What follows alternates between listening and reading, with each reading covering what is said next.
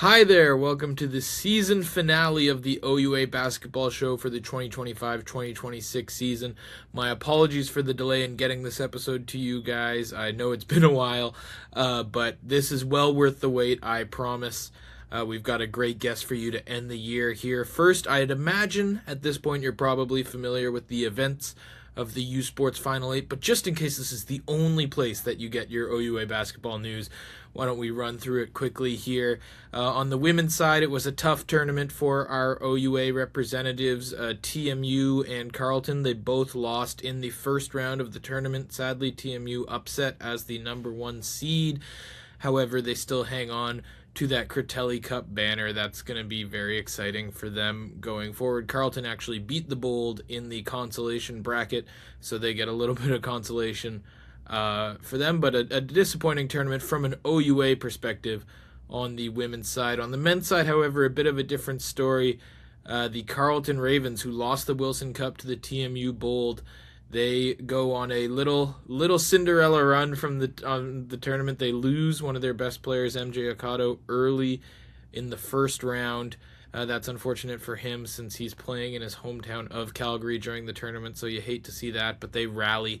They beat the TMU Bold in the semifinals, get their revenge for that fantastic Wilson Cup game, and then move on to the finals where in a back-and-forth clutch affair, they eventually beat Bishops and reclaim their title as the dominant men's program in U Sports basketball.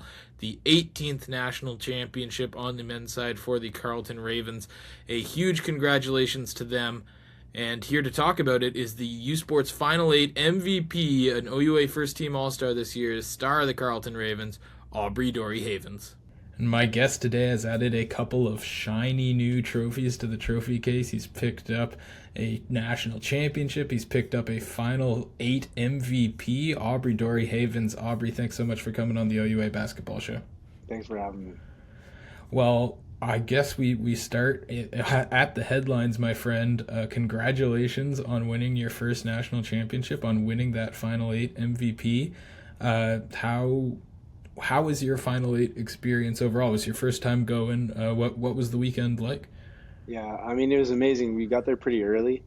The banquet was good, although no Ravens really getting anything. But Next year. next year, banquet was good regardless. But we were just there practicing, getting ready for that first game against Laval, and we were just all excited to play. Once you start playing, it goes quick. Those 3 games are quick recovery times. So we were just super excited to play. Obviously, my first one, yeah, I was pumped. It's such a cool atmosphere. It's more grandiose for sure than OUA regular season, all that kind of stuff. Yeah, so I was pumped.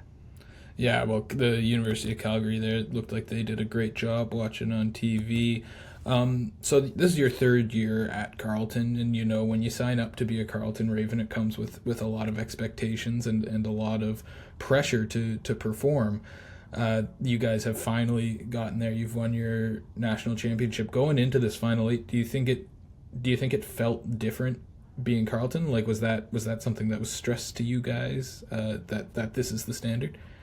I mean, it's always stressed that it's the standard, right? But not more particularly so going into nationals, especially considering we haven't won the past couple of years. Yeah. I think some of that pressure to be, the best team was a bit off. I know my first year definitely felt that a lot, considering we were reigning national champions then, and then we went and lost a whole bunch of games my first year. So doing it like this time around, the pressure is like we put the pressure on ourselves, and we're always going to put the pressure on ourselves. With the standard at Carleton is the standard. So there wasn't really any extra pressure, but of course there's going to be pressure from ourselves. Of course, yeah. So we'll go back an entire week to the Wilson Cup final. I was there in Toronto at TMU. You guys weren't able to come away with the win in that one, and it was a tough. Both teams played like crazy defense. I talked to Aaron Rooms after that game. He talked about how that was exactly sort of the way TMU wanted to play. I know that's the way you guys like to play as well. But yeah, that was one that you guys weren't able to pull out, and Does that change anything? It's such a quick turnaround from the Wilson Cup final to the national championship. Did that impact you personally, and the like that crazy week flying out to Alberta and all that, or did you just have to put it behind you? Normally we do extensive film um, on our losses.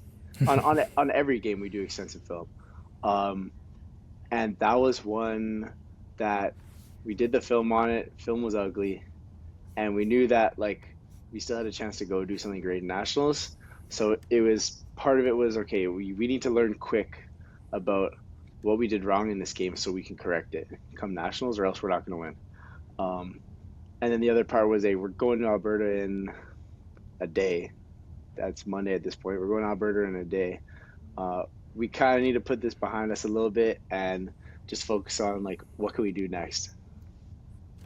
Well, yeah, and you did a lot next, so we'll keep going down on the calendar here. You get to Alberta, you got the first game. It's in Calgary, MJ's hometown. Such an important player for you guys. He goes down, unfortunately. I think you've all talked a lot about it at this point. Anyone who watched any of the tournament has seen what he means to you guys and how you all sort of rallied around that. But just to get your point of view on it, what did that mean to win it for your guy there?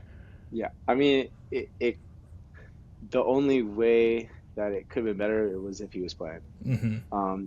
because he's such an important part of our team, our leading scorer, and just a leader too. He's our most veteran guy, and he's our leader, one of our leaders for sure. Um, so doing it for him, but we wouldn't have been in that position if it wasn't for him anyway. So Mm-hmm. we wouldn't have made nationals if it wasn't for him. We would be have got to where we got to without him, and he's still valuable from the sidelines as a leader. Um, it's sad because obviously you'd want him to play, and then uh, but for us to do it for him regardless is incredible. In his city, he had a bunch of people out the first day, Yeah. and then for him to get hurt is just like it's sad, honestly. But yeah, the way we rallied after it was pretty incredible. Yeah, I mean, it was great to see from watching from back in Toronto, seeing you guys do that. So he goes down. You've got that adversity. You're going up against the team that just beat you guys in the championship a week ago. Uh, what is Coach Taffy? I had the privilege of covering Taffy for 1 year at Carleton, and I learned so much from him in that 1 year, literally just from doing little silly student reporter press conferences with him after the game. So I can't imagine what you guys learned from him. I have so much respect for him. Does he have a message? Like, what's his message for you specifically, knowing that someone's got to step up, and you ended up being one of those guys that did step up? Did he say anything to you? Yeah. Well, I mean, because the day before Laval, like they're a super physical team, and we Right. knew they're kind of similar to us in the way that they're a really strong defense, and their bigs rebound the ball really well, and then they have some guys who can score the ball.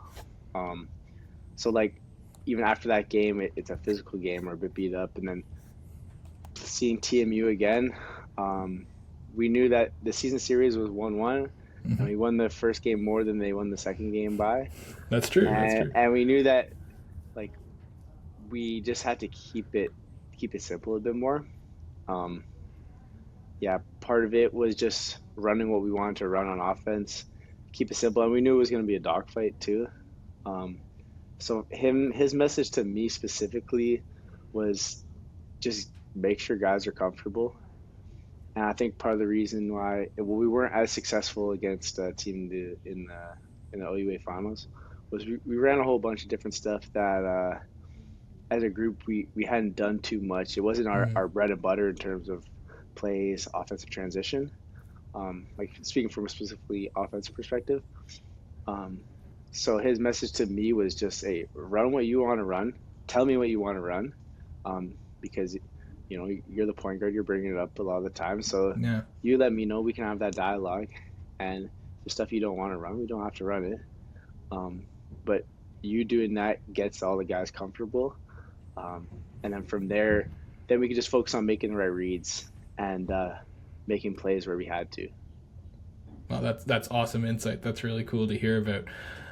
You mentioned a bit about the physicality and the rebounding. That was a big takeaway. I mean, anyone who was watching OUA basketball or was watching the show or anything like that knew that you guys were an elite rebounding team. But seeing it in person on that national stage, I mean, the broadcast couldn't stop talking about it. It was just as another level. You're more of a perimeter guy. You know, you're certainly you're getting your fair share, but you're not always on the front lines of the rebounding battle there.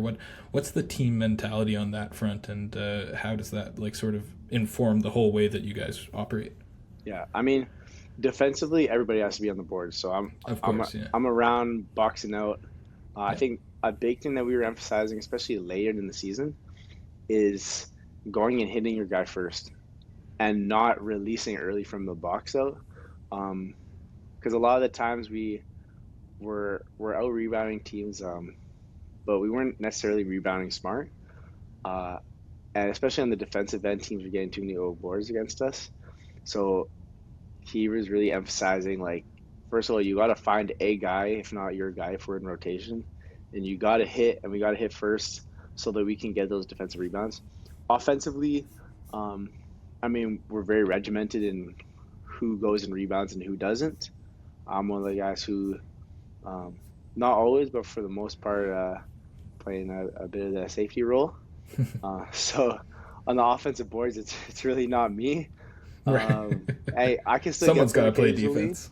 Yeah, it's different if you go for a layup, floaters, that kind of stuff. Yeah. But yeah, so but our bigs, they rebound the ball tremendously. They're so physical, and like it's just something we emphasize from the start of the season. Every day in practice, it is a battle for the rebounds. So those habits, they carry over. Absolutely, you know, that's what wins championships right there. And so now we'll get to the big sort of headline event, the national championship game.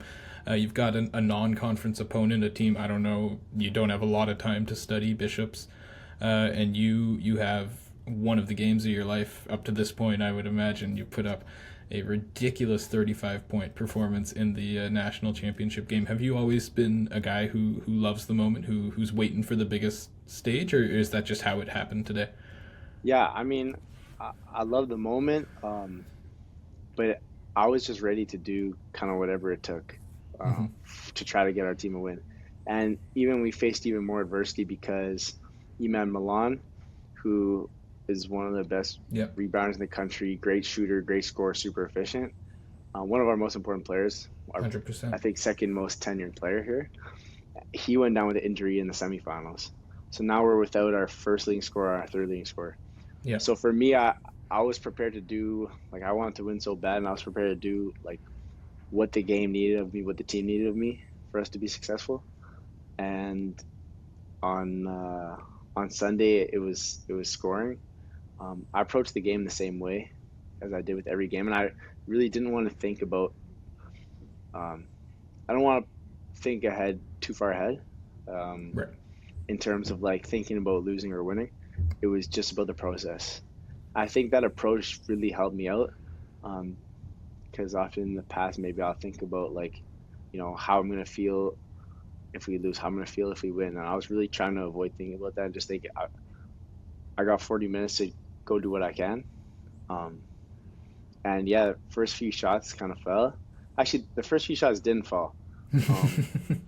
But I was confident. I was very confident, and like the confidence comes from the work that I put in throughout the years. So as soon as there was 1-3 I hit after I subbed off, came back on, hit a 3 right away, and then after that hit another long 2, kind of just threw it up, and then from there they just kept dropping. Yeah, well, listen, my next question was going to be, was there a moment that you sort of knew you were feeling it that day? So you answered that for me. So that's a great guest right there. All right, Aubrey, I'll let you go here. I know you got more celebrating still to do. I left the Ravens hat at home today. Sometimes I like to bust it out, but, you know, it had been a long couple of years, it felt like, to have some proud Carleton alumni. So thanks to you and all your guys for bringing it back. I know not everyone watching might feel that way, but to me it felt that way. It felt like it had been a long time. So congratulations on the amazing run and the amazing season, and thanks so much for coming on the show. No, I just wanted to say, like, I'm just so proud of this team, like how resilient we were throughout the season.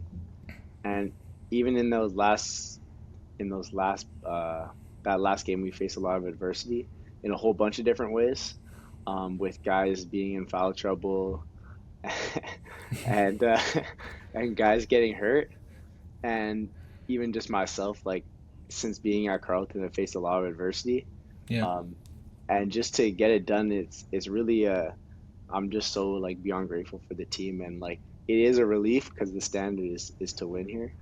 So to finally get one, it's such an incredible feeling. It's a relief. I'm so happy, but yeah, beyond that, like just to get to do what I could to help my team also feel that same feeling, like is forever going to mean the world to me. So yeah, 100%, man. No matter what the expectations or the standard is, like there's never been an easy championship ever. yeah. So a massive tip of the cap to you guys.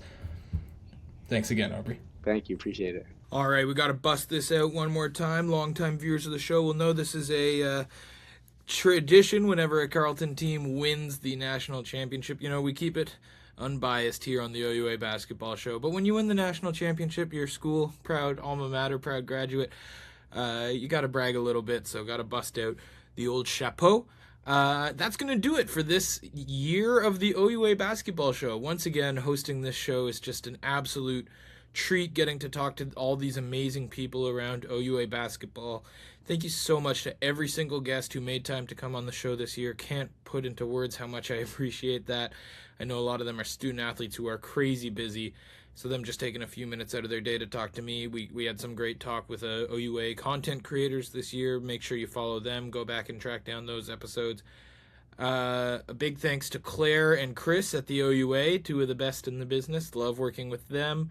And lastly, a huge thank you to you if you're an OUA basketball fan out there who tuned in for just one episode, if it was a player from your favorite team, or every episode to get the update each and every week. I can't put into words how much it means that some of you guys tune in every single week and watch the show. Love you very much. Thank you for tuning in, and enjoy the off season because it won't be long before we're here talking about OUA basketball again. Have a great summer, everyone, and we'll see you in the fall.